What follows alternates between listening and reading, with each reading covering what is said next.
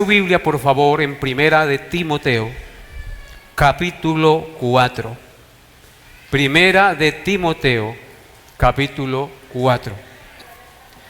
Y antes de iniciar, vamos a orar para que el Señor disponga nuestro entendimiento y nuestro corazón. Padre eterno, santo, santo, santo, venimos ante ti con un corazón humilde, dispuesto y reverente para recibir el mensaje de tu gloriosa palabra. Te ruego, Padre bendito, que tomes mis palabras, mi mente y mi corazón y me permitas, Padre Santo, hablar lo que es recto, justo y santo a tus ojos, basado en la palabra revelada que tú nos has dejado en la Biblia, tu libro santo. Te ruego que dispongas la mente y el corazón de todos mis hermanos en este lugar y de los que nos ven por internet. Seas tú, Señor, afirmando nuestros corazones más y más a la fe en el glorioso Evangelio. Seas tú disponiendo nuestro ser, quitando toda distracción y permitiéndonos estar dispuestos en mente y corazón para ti, Señor. Afírmanos, Señor, en la fe. Danos crecimiento espiritual, edifícanos, Señor, consuélanos y fortalécenos y corrígenos al mismo tiempo en todo aquello que es pecaminoso y sácalo de nosotros por la enseñanza de tu palabra. Te lo pido en el nombre de Jesús. Amén. Bien, hermanos, Primera de Timoteo 4, tengan su Biblia abierta allí. Continuamos con el estudio expositivo de la primera carta del apóstol Pablo a Timoteo. Estamos estudiando, recuerden, el capítulo 4. La enseñanza pasada consideramos los versículos 6 hasta el 11 de este capítulo 4, donde vimos tres características de un buen ministro de Jesucristo. Voy a recordárselas rápidamente. Vimos, en primer lugar, que un buen ministro de Jesucristo pone un buen fundamento doctrinal a los que enseña. Vimos en segundo lugar que un buen ministro de Jesucristo se ejercita para la piedad. Y vimos en tercer lugar que un buen ministro de Jesucristo trabaja y sufre porque espera en el Dios vivo y verdadero. Y con todas sus explicaciones, obviamente. El día de hoy meditaremos en el versículo 12 del capítulo 4. Así que lean conmigo este versículo de Primera de Timoteo 4, verso 12. Dice así: ninguno tenga en poco tu juventud, sino sé ejemplo de los creyentes en palabra, conducta, amor, espíritu, fe y pureza. Amén. La enseñanza para el día de hoy lleva por título: el ejemplo, la mejor manera de enseñar. Repitan conmigo: el ejemplo, la mejor manera de enseñar. Las palabras contenidas en este verso, dirigidas a Timoteo, son de muchísima importancia para este joven pastor, como también lo es para cualquier joven cristiano en nuestro tiempo y para cualquier creyente sin importar la edad. Son palabras supremamente gloriosas e importantes. Pablo, en su instrucción al joven pastor Timoteo, le dice en el verso 12: ninguno tenga en poco tu juventud, sino sé ejemplo de los creyentes en palabra, conducta, amor, espíritu, fe y pureza.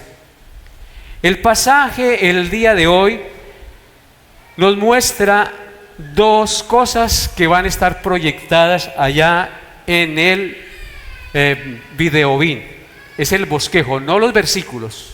Aquí no proyectamos los versículos porque se vuelven perezosos y ustedes no buscan en su Biblia. El bosquejo, para que tengan ustedes la idea de lo que vamos a enseñar. Entonces, el pasaje nos muestra, 1 Timoteo 4:12, nos muestra dos cosas. En primer lugar, nos muestra una exhortación a valorar adecuadamente la juventud. Y número dos, nos muestra una exhortación a ser un verdadero ejemplo. Eso nos muestra el versículo. Veamos entonces en primer lugar la primera enseñanza de nuestro pasaje. Una exhortación a valorar adecuadamente la juventud. Pablo le dice a Timoteo: ninguno tenga en poco tu juventud. Aunque no podemos determinar con exactitud cuántos años tenía Timoteo, sin embargo, algunos estudiosos bíblicos creen que tenía entre 25 y 35 años de edad. ¿Por qué le dice Pablo a Timoteo que ninguno tenga en poco tu juventud? Porque por lo general, en aquellos tiempos, toda persona menor de 40 años era tenida por joven. No era común que un joven fuera anciano o líder espiritual de la congregación sin tener más de 40 años. En consecuencia, siempre se buscaban los hombres maduros para figurar como líderes en la iglesia local. Además, los griegos, como también los judíos, veneraban la sabiduría de los hombres maduros, de los hombres de avanzada edad. Por decirlo así, culturalmente entonces, Timoteo no cumplía el estándar de edad porque era un líder joven y en consecuencia no debía sentirse acomplejado por ser más joven que los demás ancianos de la congregación. La única manera de que Timoteo pudiera superar esta situación era no teniendo en poco su juventud, sino valorando su juventud como un don precioso que debía ser utilizado al máximo para la gloria de Dios y para que la gente no menospreciara su juventud. La juventud, amados hermanos y jóvenes que están en esta mañana aquí, los que escuchan, la juventud es un tesoro valioso dado por Dios a los hombres.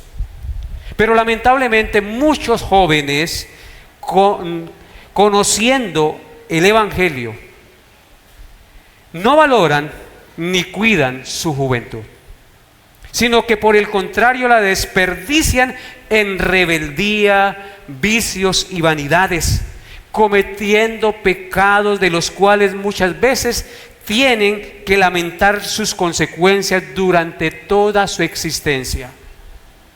Así pasa con la insensatez de muchos jóvenes.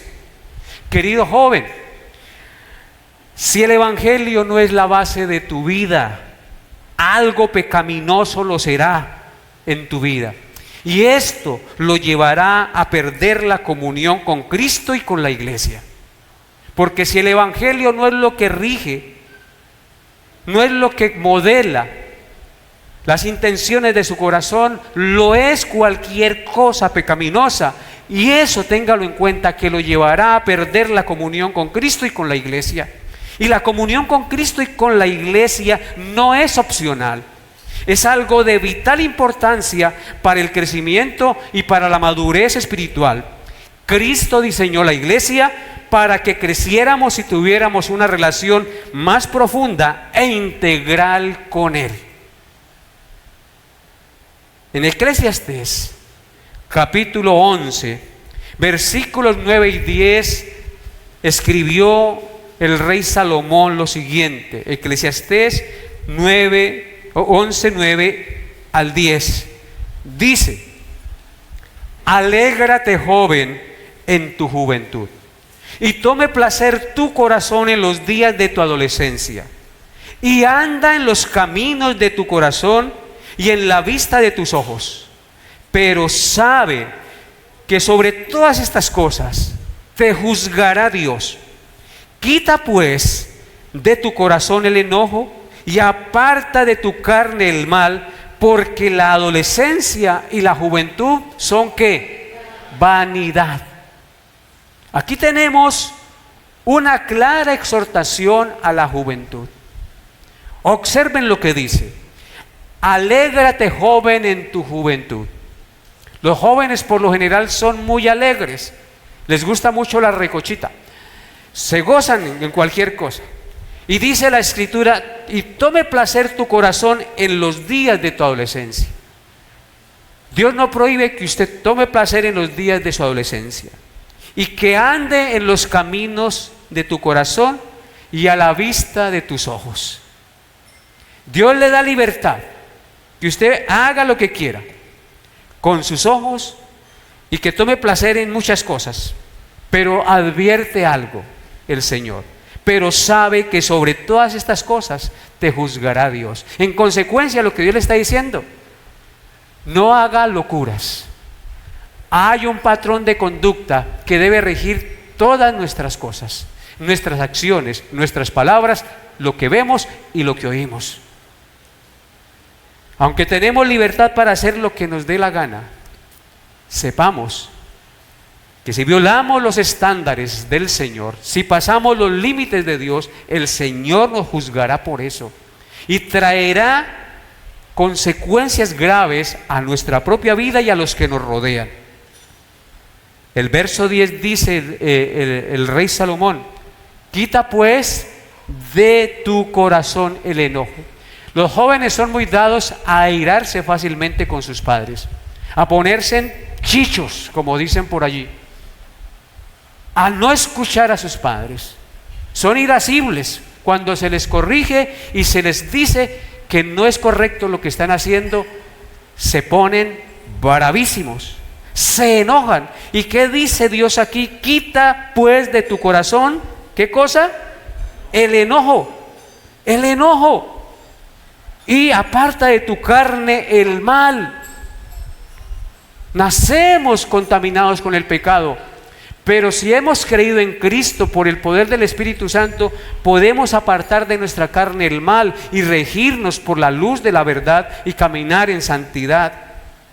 Porque la adolescencia y la juventud son vanidad, es algo que aparece y luego desaparece, como aparece la mañana y luego desaparece ya en un ratico. No hay mañana, ya es el mediodía y se va el día y desaparece.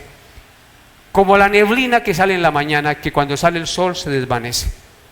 La juventud pasa rápidamente y el joven debe aprender y entender que su juventud no dura para siempre. Por eso Pablo, aquí en lo que estamos viendo el día de hoy, en 1 Timoteo 4:12, le dice a Timoteo: Timoteo, ninguno tenga en poco tu juventud. Ninguno tenga en poco tu juventud, sino sé ejemplo. Entonces, hermanos, es muy importante que entendamos eso. Y en Eclesiastés 12:1 ahí seguido dice: acuérdate de tu Creador en los días de tu juventud. ¿Cuál es el consejo del rey Salomón o de la palabra de Dios? Que el joven se acuerde en su juventud de su Creador, del Dios que lo creó, que no se olvide de Él, que recuerde que hay una palabra que lo guía, que hay un Dios en los cielos que es juez, que hay un Dios que gobierna todo y que un día nos pedirá cuentas. Que se acuerde de su Creador en los días de su juventud, porque el joven tiende a olvidarse de su Creador cuando está joven, por estar ocupado en las cosas vanas del mundo. Si lo hacen los viejos, con mayor razón los jóvenes, ¿sí o no? Entonces acuérdate de tu Creador, joven, en los días de tu juventud, antes que vengan los días malos y lleguen los años de los cuales digas: no tengo en ellos contentamiento.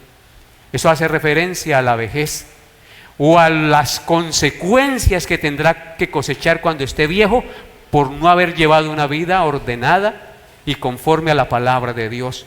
Serán días en los cuales no haya contentamiento. Yo hallaré contentamiento en mi vida y en los años posteriores si solo amo a Dios y sirvo a Dios y vivo para Dios. Si llevo una juventud apartada de Dios, voy a cosechar desgracia y los años de mi vejez van a ser desgracia, dolor y sufrimiento. No voy a hallar en ellos contentamiento por el pecado que arruinó mi vida. Así que controla tus impulsos carnales, joven. Vive para la gloria de Dios y encamina tus pasos por la senda de rectitud. El Catecismo Mayor de Westminster, este documento maravilloso que se redactó en la época de la Reforma Protestante, Catecismo Mayor de Westminster, en la pregunta 1 dice lo siguiente: ¿cuál es el fin principal y más alto del hombre? Es una pregunta maravillosa. ¿Cuál es el fin principal y más alto del hombre? Respuesta: el fin principal y más alto del hombre es el de glorificar a Dios y gozar de Él para siempre. Ese es el propósito para el cual Dios nos creó, hermanos. El fin de existir sobre esta tierra es yo vivir para la gloria de Dios y gozar de mi Creador para siempre. Si entendiéramos eso, tanto los jóvenes como los viejos, no cometeríamos tantas calaveradas que traen desgracia y amargura y dolor tanto a nuestra propia vida como a los que nos rodean. Entonces, ¿cuál es el fin principal del hombre, querida iglesia? De la mujer, del niño, de todo ser humano que es creado. ¿Cuál es? Glorificar a Dios y gozar de Él para siempre. Imagínense el plan de Dios para nosotros. Pero ¿qué quiere hacer el hombre? El hombre no quiere glorificar a Dios, el hombre quiere glorificarse a sí mismo y gozar de Él mismo para siempre. No podemos hacer eso separados de Dios. Mi felicidad solo tendrá verdadero sentido cuando yo vivo para la gloria de Dios, y así yo gozaré en todas las cosas que haga en este mundo mientras esté vivo. Por eso Isaías 43:7 dice, Isaías 43:7 dice: todos los llamados de mi nombre, para gloria mía, los he creado, los formé y los hice. Maravilloso pasaje, ¿cierto? Todos los llamados de mi nombre, para gloria mía, los he creado, los formé y los hice. Niña, joven que me escucha, Dios te creó para su gloria. Tú no debes presentar tus miembros como instrumentos de iniquidad. No debes presentar tus miembros al servicio del pecado. Tus órganos sexuales, tus manos, tu boca, tus ojos, tus oídos, todo su ser es para que tú los presentes a Dios y vivas para la gloria de Dios. Que su sexo sea santificado, casándose con una persona que tema y ame a Dios, y no fornicando ni haciendo cosas contrarias a la voluntad de Dios. Que sus ojos sean para Dios y no mirando pornografía que daña tu mente y te vuelve adicto, y cada día querrás más y más y más, como le pasa al drogadicto que no se sacia con la droga que consume.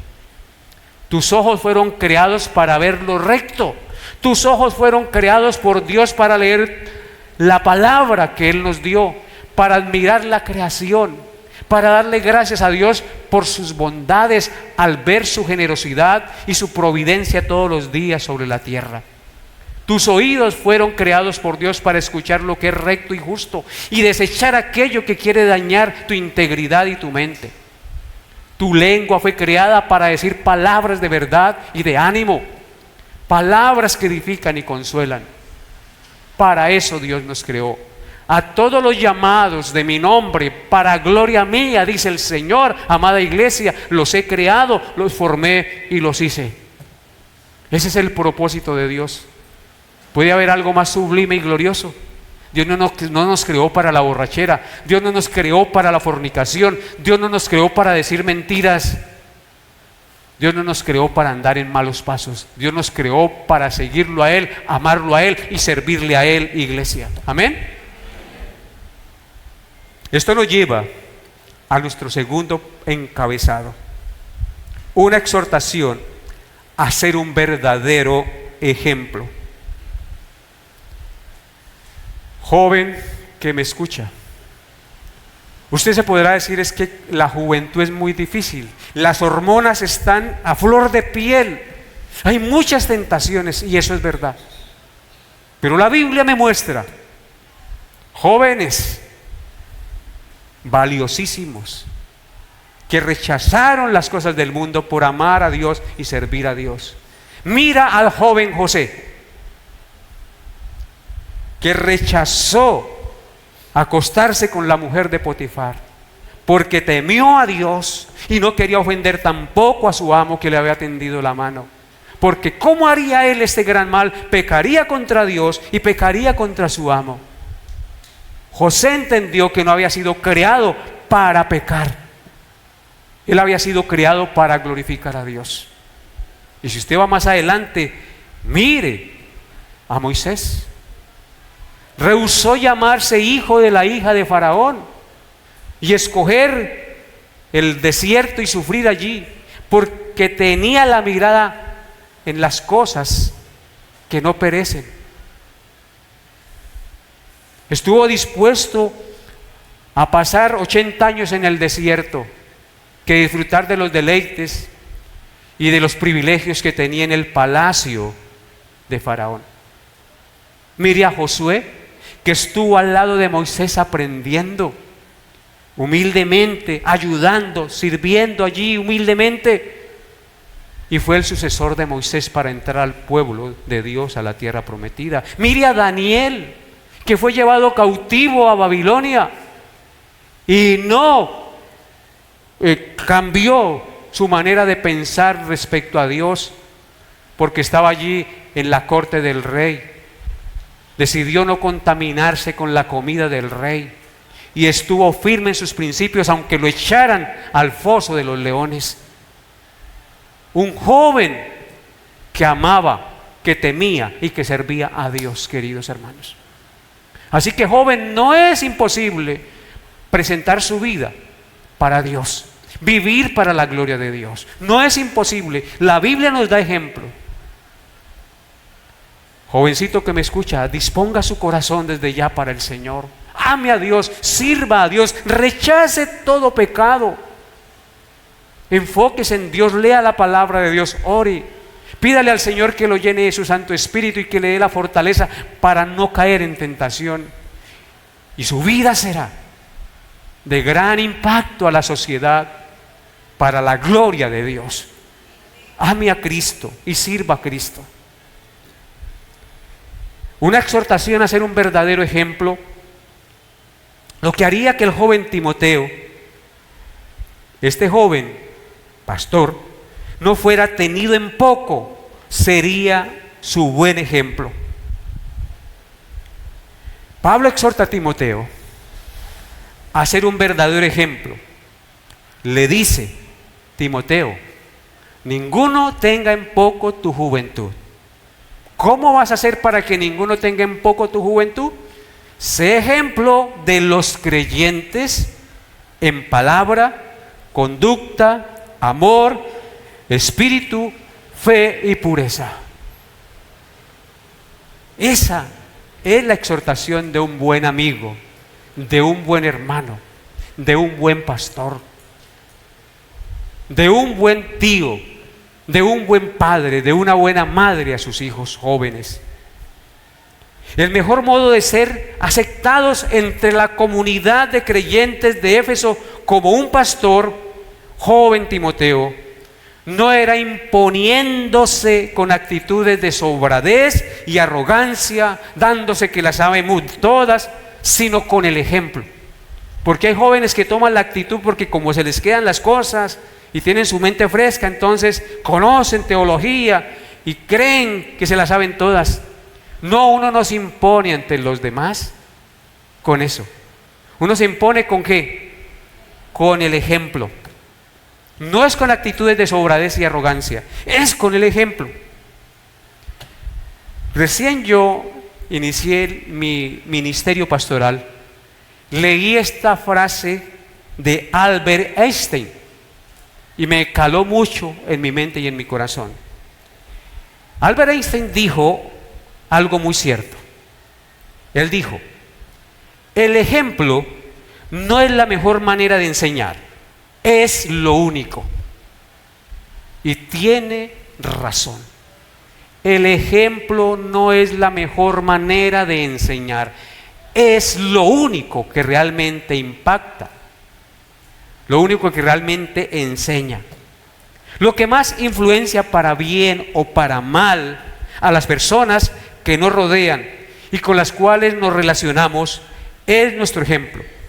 Usted puede llevarse por los cachos, escúchenlo bien, usted puede llevarse por los cachos a su esposa, a sus hijos, a su relación matrimonial con su mal ejemplo, o por el contrario, con su buen ejemplo hacer de su familia un pedacito de cielo en la tierra que glorifica a Dios. El joven Timoteo debía ser ejemplo a los creyentes en 6 aspectos de su vida cristiana. Vamos a mirar cada uno de estos 6 características en las que los jóvenes y los viejos deben ser ejemplo tanto a los creyentes como a los inconversos. Porque esto no es solamente para los jóvenes, ¿no? Es para todos los cristianos. 6 características debía manifestar Timoteo. En primer lugar, Timoteo debía ser ejemplo en palabra. ¿Notan lo que dice el texto? Ser ejemplo en palabra. ¿A quiénes debía ser ejemplo en palabra? A los creyentes, dice allí, ¿cierto? Hermanos, las palabras son el medio de comunicación entre los hombres, que al mismo tiempo revelan el interior del corazón de cada ser humano y el fin que le espera a cada cual. Vuelvo y repito, las palabras son el medio de comunicación entre los hombres, que al mismo tiempo revelan el interior de nuestro corazón y el fin que le espera a cada cual. En Mateo 12, versículos 33 al 37 vemos esto que les estoy diciendo. Mateo 12, 33 al 37 dice: o haced el árbol bueno y su fruto bueno, o haced el árbol malo o su fruto malo, porque por el fruto se conoce el árbol. Generación de víboras, ¿cómo podéis hablar lo bueno siendo malos? Porque de la abundancia del corazón habla la boca. ¿Sí ve? Las palabras reflejan lo que hay dentro de nuestro corazón. El hombre bueno del buen tesoro del corazón saca buenas cosas, y el hombre malo del mal tesoro saca malas cosas. Las palabras reflejan y muestran lo que hay en nuestro corazón. Verso 36: mas yo os digo que de toda palabra ociosa que hablen los hombres, de ella darán cuenta en el día del juicio. Porque por tus palabras serás justificado y por tus palabras serás condenado.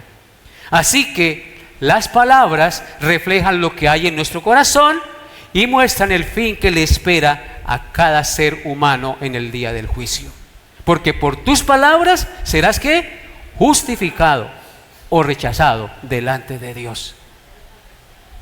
Así que si mi corazón ha sido cambiado por el Espíritu Santo, mis palabras reflejarán eso que ha hecho el Espíritu Santo en mí. En consecuencia, amados hermanos, si realmente somos cristianos, nuestras palabras deben reflejar el amor y la sabiduría de Cristo en nuestra vida. Nuestras palabras deben edificar y exhortar, animar, construir, consolar, sanar las heridas. Para eso Dios nos dio la lengua y el don de hablar, para edificar, para exhortar, para animar, para construir, para consolar, para sanar las heridas, para enseñar. ¿Estás utilizando tu lengua y tus palabras para estas cosas? ¿O mantienes como perro y gato en la casa echando pullas y con griterías y enojos, hiriendo, siendo sarcástico? ¿Qué es lo que está haciendo usted con las palabras y la lengua que Dios le da? Así que Timoteo debía ser ejemplo en conducta. Las palabras, en palabra, Señor, me equivoqué el texto, en palabra.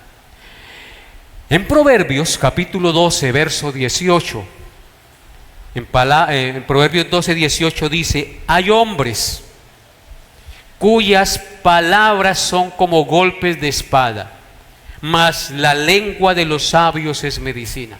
Ahí tenemos, hermanos, este precioso proverbio. Hay palabras, Proverbios 12, 18. Hay hombres cuyas palabras son como golpes de espada, que todo lo que dicen hiere, que todo lo que dice confunde, que no trae paz sus palabras. Pero dice: mas la lengua de los sabios es medicina.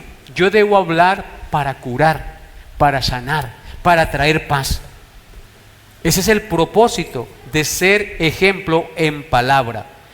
En Proverbios 15:1, ¿recuerdan ese maravilloso pasaje? Dice: la blanda respuesta aplaca la ira, mas la palabra áspera hace subir el furor. Tenemos que ser ejemplo ¿en qué? En palabra, hermanos, porque de la abundancia del corazón hablarán nuestros labios.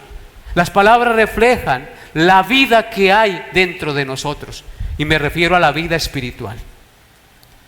Por eso Pablo dijo en Efesios 4:29 las siguientes palabras. Efesios 4:29: ninguna palabra corrompida salga de vuestra boca, sino la que sea buena para la necesaria edificación, a fin de dar gracia a los oyentes. Qué maravillosa exhortación la del apóstol Pablo. Ninguna palabra corrompida. Y Pablo aquí no está diciendo que necesariamente tienen que ser groserías. Una palabra corrompida también es aquella que lleva doble intención, así se diga de manera muy adornada, que lleva doble intención, que lleva la intención de hacer daño, que lleva la intención de lograr algo. Eso es una palabra corrompida también, porque no es una palabra sincera. Ninguna palabra corrompida salga de vuestra boca, sino la que sea buena para la necesaria edificación. ¿Qué deben hacer entonces nuestras palabras? Edificar. ¿A fin de qué? De dar gracia a los oyentes, no gracias a los oyentes. También debemos dar gracias, ¿no? Pero es gracia a los oyentes, para que el que nos escuche haya gracia y pueda haber luz, pueda haber una salida, ser edificado, consolado, exhortado y animado con las palabras que salgan de nuestra boca. Es por eso también que en Efesios 5, versículos 3 al 4, Pablo dijo, esto es muy importante que lo entendamos. ¿Qué dijo Pablo en Efesios 5, 3 al 4? Pero fornicación y toda inmundicia o avaricia ni aun se nombre entre vosotros, como conviene a santos, ni palabras deshonestas, ni necedades, ni truanerías que no convienen, sino antes bien acciones de gracias. Mire un momento ese texto. Dice Pablo: pero fornicación y toda inmundicia o avaricia ni aun se nombre entre vosotros, como conviene a los santos. No debemos nombrar nada de esas cosas como conviene a los santos, porque ninguna palabra corrompida debe salir de nuestros labios, ni palabras deshonestas, ni necedades, ni tronerías, chistes verdes no deben salir de nuestros labios. Cosas que no convienen, sino más bien acciones de gracia. A eso es que nos llama el Señor, a ser ejemplo en palabra. Y por último, en 1 de Pedro 4:11, Pedro exhortó a los creyentes en 1 de Pedro 4:11: si alguno habla, hable conforme a las palabras de Dios. Si alguno ministra, ministre conforme al poder de Dios, para que en todo sea Dios glorificado por medio de Jesucristo, a quien pertenecen la gloria y el imperio por los siglos de los siglos. Amén. Pedro nos dice que si alguno hable, hable conforme a las palabras de Dios, para que en todo sea Dios glorificado. Hermanos, hablar conforme a las palabras de Dios no necesita necesariamente que usted esté recitando los versículos. Hablar conforme a las palabras de Dios significa hablar conforme a los principios que hemos aprendido de la palabra de Dios. Por supuesto, también salen palabras escritas, pero el principio es ese: que mis palabras sean sazonadas con la sabiduría y los principios de Dios para dar un consejo, para animar, para exhortar y consolar a otro. Ese es el propósito de las palabras que deben salir de nuestros labios. En segundo lugar, amados hermanos, Pablo debía ser ejemplo en conducta. En conducta.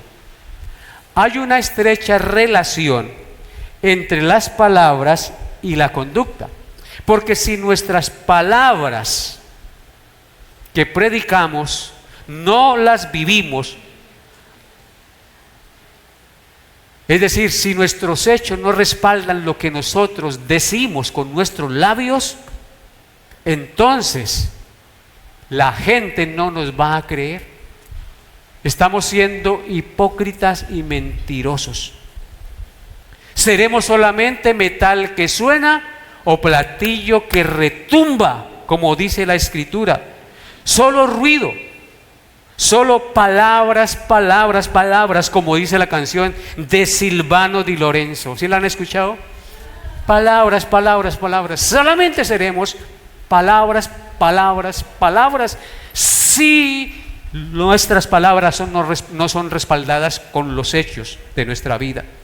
Recordemos que nuestros hechos hablan mucho más fuerte que nuestras palabras. A veces es mejor no hablar y hacer.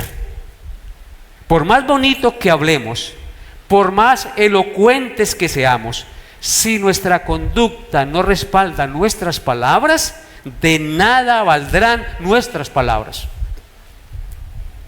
Hay 4 etapas o escalones en la vida cristiana para desarrollar una verdadera y genuina conducta. ¿Cuáles son esas 4 etapas en la vida cristiana para desarrollar una verdadera y genuina conducta? En primer lugar, debemos conocer la buena doctrina. Y cuando digo la buena doctrina me refiero al Evangelio de la gracia de Dios. Debemos conocer la buena doctrina. Número 2, creer la buena doctrina. Creer la buena doctrina, a sentir que esa doctrina es verdad, creerla. Número 3, confiar en la buena doctrina. Usted puede conocer la buena doctrina y creer la buena doctrina, decir eso es verdad, pero hasta ahí puede llegar.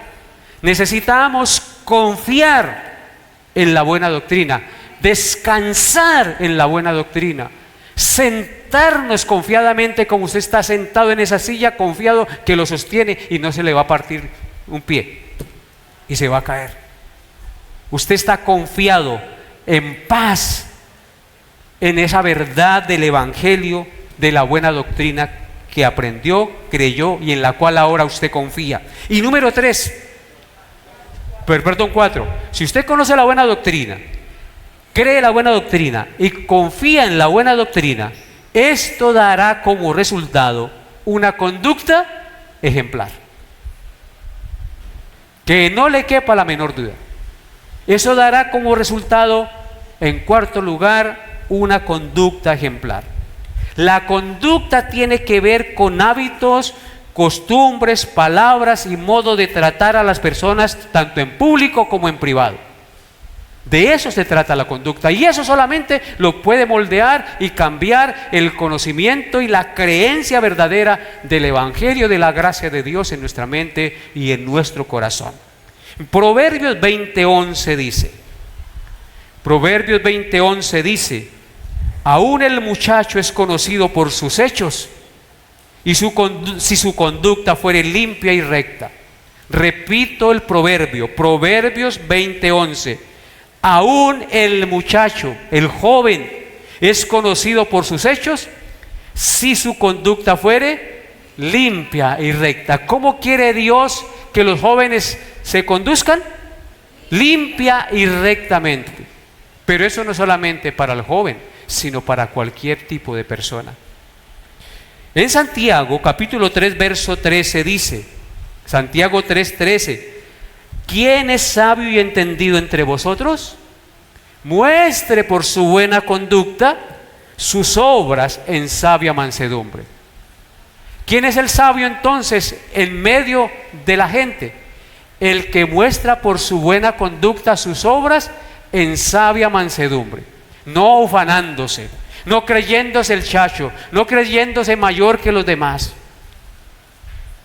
Debe mostrar por su buena conducta sus obras en sabia mansedumbre. En Hebreos 13:7 dice, Hebreos 13, verso 7 dice: acordaos de vuestros pastores que os hablaron la palabra de Dios, considerad cuál haya sido el resultado de su conducta e imitad su fe.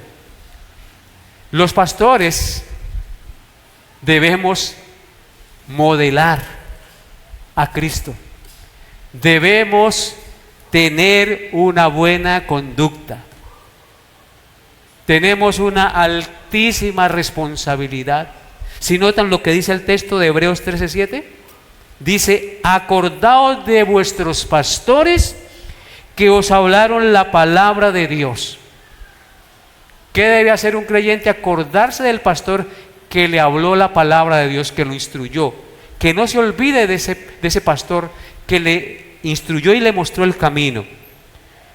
Y luego dice: considerad cuál haya sido el resultado de su conducta. Debe el creyente considerar cómo se comporta o se comportó ese pastor. O sea que el pastor está para modelar una vida de santidad, una vida ejemplar ante los creyentes. Considerad cuál haya sido el resultado de su conducta e imitad su fe. Cuando alguien es fiel en conducta y procura agradar a Dios en lo que hace, las personas pueden hallar en nuestro ejemplo algo a imitar. Por eso fue que Pablo dijo: imítenme a mí como yo imito a Cristo. Ahora, Pablo no se estaba vanagloriando. Lo que él nos está diciendo es la altísima responsabilidad que tenemos de ser buen ejemplo a todos los hermanos, a todos los que nos ven y nos escuchan. Y Timoteo iba a ser pastor. Tenía que ser un pastor ejemplar. Primera de Pedro 3, 1 y 2. Este pasaje es muy importante, hermanos. Primera de Pedro 3, 1 al 2. Dice: así mismo vosotras mujeres, estad sujetas a vuestros maridos, para que también los que no creen a la palabra sean ganados sin palabra. ¿Por qué? Por la conducta de sus esposas, considerando vuestra conducta casta y respetuosa. Ahí está para las mujeres lo que dice la palabra de Dios. Las mujeres casadas, las mujeres que se piensan casar. Mire, vosotras mujeres estad sujetas a vuestros maridos, para que también los que no creen, los que tienen esposo que no es creyente, crean a la palabra y sean ganados sin palabra. ¿Sí ve que la conducta habla más que las palabras? Sean ganados sin palabra por la conducta de sus esposas. Así que si usted está luchando con su esposo inconverso, imite a Jesús, ame a su esposo, sea una mujer virtuosa, una mujer que guarda su puesto, una mujer que refleja el amor, el cariño, la compasión, la sabiduría de Cristo en su diario vivir. Considerando, dice allí, vuestra conducta casta y respetuosa. Las mujeres deben ser respetuosas con sus esposos, deben ser castas, aunque el marido no lo sea. Deben ser ustedes imitadoras de Jesús, porque hay esposas que cuando el esposo les pone cacho, ellas tratan de vengarse y hacen lo mismo. ¿Será que eso es correcto? Por supuesto que no. No vayan a tomar ese mal ejemplo, ese patrón que enseña el mundo y que las amigas les dicen no sea boba, pues hágale lo mismo. ¿Quién dijo eso? No, ustedes deben imitar a Cristo. Ustedes deben amar a Cristo y servir a Cristo y vivir para Cristo, aunque los demás sean infieles, porque lo que me debe importar en última instancia es Cristo y lo que Él piense de mí y lo que yo haga para Él, ¿o no es así? En tercer lugar, el joven y pastor Timoteo debía ser ejemplo en amor. Y yo creo que hasta ahí vamos a dejar el día de hoy. No me alcanza el tiempo para desarrollar las otras 6 virtudes. Las vamos a dejar para la próxima enseñanza. En amor. El amor es la primera característica, oíganlo bien. El amor es la primera característica del fruto del Espíritu Santo según Gálatas capítulo 5 verso 22. Ustedes lo deben conocer. Mas el fruto del Espíritu es amor. Es como el marco, lo que delinea, es el vínculo que une todas las cosas. El amor es supremamente importante. Entonces el amor es la primera característica del fruto del Espíritu Santo. En consecuencia, el amor es la presencia de Dios mismo en el corazón del hombre. ¿Sí o no? El amor es la presencia de Dios mismo en el corazón del hombre. Los 10 mandamientos se resumen en 2 cosas: en el amor a Dios, los primeros 4 mandamientos, y los 6 restantes, el amor al prójimo. Así que un verdadero cristiano, sea joven, sea viejo, es ejemplo en amor porque ama a Dios y ama a su prójimo. Y el amor verdadero tiene las siguientes características. Vaya conmigo a 1 Corintios capítulo 13. Yo sé que muchos conocen ese texto, pero vale la pena leerlo.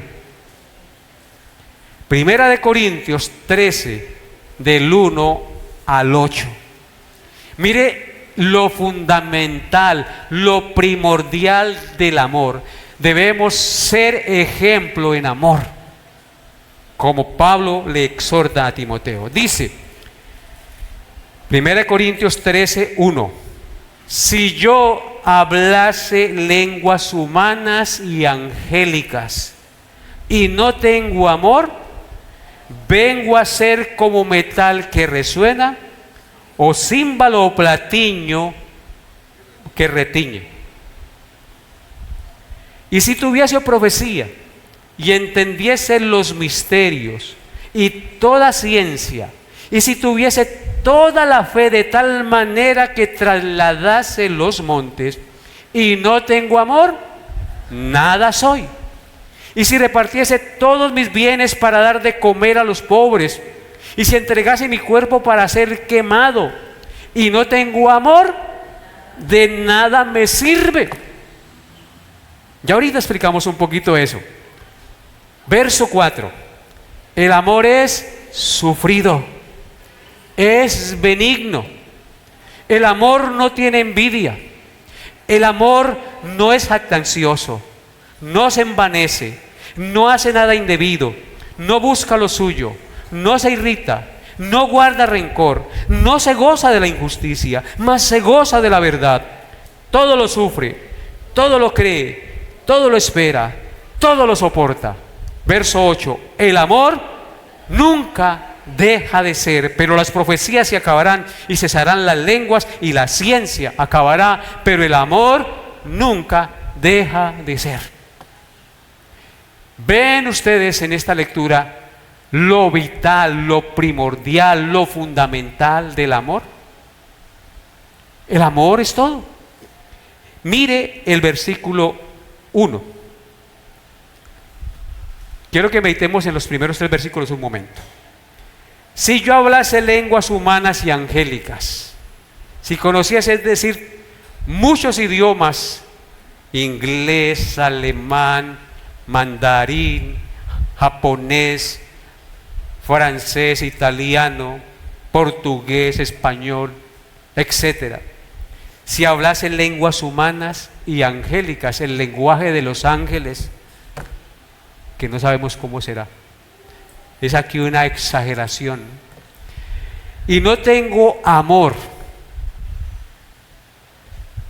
porque los corintios estaban haciendo mucho énfasis en el don de las lenguas, y se habían centrado en el don de lenguas. Pero Pablo le dice, si no tengo amor, aunque hables lenguas angélicas, y no tienes amor, vienes a ser como metal que resuena o címbalo que retiñe, es decir, solo ruido, nada más. Las lenguas humanas y angélicas se convierten en solo ruido si no hay amor. La primera cosa, solo ruido. Verso 2, si tuviese profecía y entendiese todos los misterios y toda ciencia, es decir, si tuviese un conocimiento excelente de las Escrituras, de los misterios bíblicos y la ciencia, y tuviese toda la fe, un hombre espectacular, de tal manera que trasladase los montes, que haga milagros, que haga prodigios, y no tengo amor, nada soy. O sea que sin amor eso no sirve para nada, nada eres. Porque ¿qué es lo que pasa con esas cosas, con esas manifestaciones externas de poder? Que engrandecen y traen gloria al humano en lugar de Dios. Pero sin amor, nada soy, porque el que tiene amor reconoce que solo Dios es grande y que solo Dios hace milagros y no el hombre. Y verso 3, y si repartiese todos mis bienes para dar de comer a los pobres, un filántropo, un hombre muy dadivoso, y si entregase mi cuerpo para ser quemado, se entrega, se inmola por ayudar a otros, para ser quemado. Y si repartiese todos mis bienes, bienes para dar de comer a los pobres, son 3 cosas, ¿no? Repartir los bienes para dar de comer a los pobres, entregar mi cuerpo para ser quemado, y no tengo amor, de nada me sirve. O sea que por más buenas obras que yo haga, sin amor eso no me servirá. Así que son 3 cosas: me vuelvo solo ruido, nada soy, y de nada me sirve lo que haga sin amor. Y por eso Pablo da esas características del amor verdadero en los versículos 4 al 8. El amor es sufrido, el amor es benigno, el amor no tiene envidia, el amor no es jactancioso, no se envanece, no hace nada indebido, no busca lo suyo, no se irrita, no guarda rencor, no se goza de la injusticia, mas se goza de la verdad. Todo lo sufre, todo lo cree, todo lo espera, todo lo soporta. El amor nunca deja de ser. Así que, amada hermana, si usted dice que se le acabó el amor por su esposo, tiene que pensarlo muy bien, porque significaría entonces que nunca tuvo amor, porque si tienes amor bíblico, el amor nunca deja de ser, porque el amor proviene de Dios, el amor verdadero, y por lo tanto es un amor que permanece para siempre. Ahora bien, nosotros hoy amamos a Dios y amamos a nuestra esposa, y esposa ama a su esposo, porque Dios ha puesto el amor de Él en su corazón. Nosotros amamos a Dios porque Él nos amó primero. Amamos a nuestro cónyuge porque tenemos el amor de Dios Hemos recibido el amor de Dios. El amor genuino no nace de nuestro propio corazón. El amor genuino viene de Dios, viene a nosotros, y de ese amor es que damos. Así que no podemos nosotros jactarnos de nada, querida iglesia. Usted y yo necesitamos vivir cada día conforme a la santa voluntad de nuestro Dios. Y debemos ser ejemplo empezando en estas tres cosas que hemos mencionado el día de hoy: en amor, ejemplo también en conducta y ejemplo en palabra. Y termino con lo siguiente, mi amado hermano que me escucha. ¿Cómo estás viviendo, querido joven y querido viejo y querida vieja? Querido padre, querido hermano, ¿realmente estás siendo ejemplo de los que te rodean? ¿En palabra, en conducta, en amor? ¿En amor? ¿En espíritu, en fe, en pureza, como veremos en el próximo sermón? Pregúntese hoy,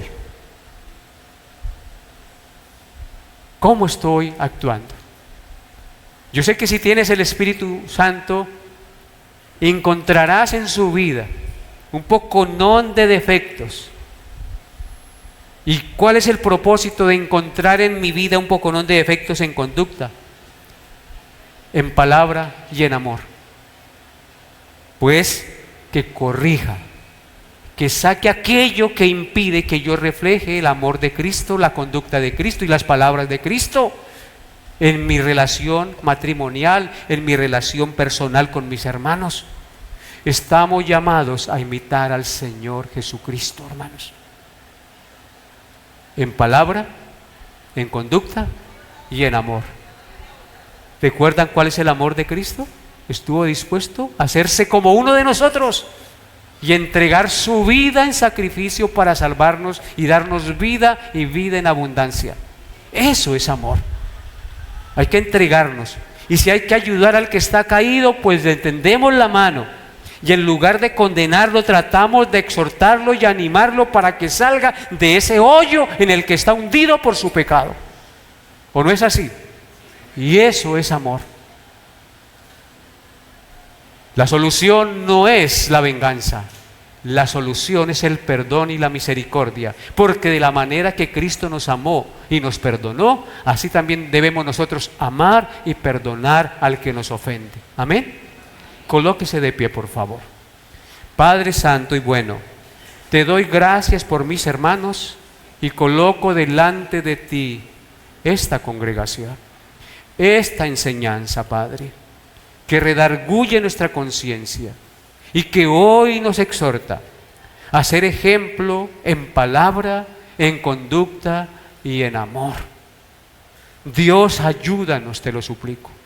Dame la gracia a mí de ser ejemplo a la congregación, y dale la gracia a la congregación, a los padres, a las madres y a los jóvenes y niños, de ser ejemplo también en conducta, en amor, en palabra, que sus palabras sean siempre sazonadas con sal, que sus palabras edifiquen, pero que su conducta respalde las palabras que salen de sus labios.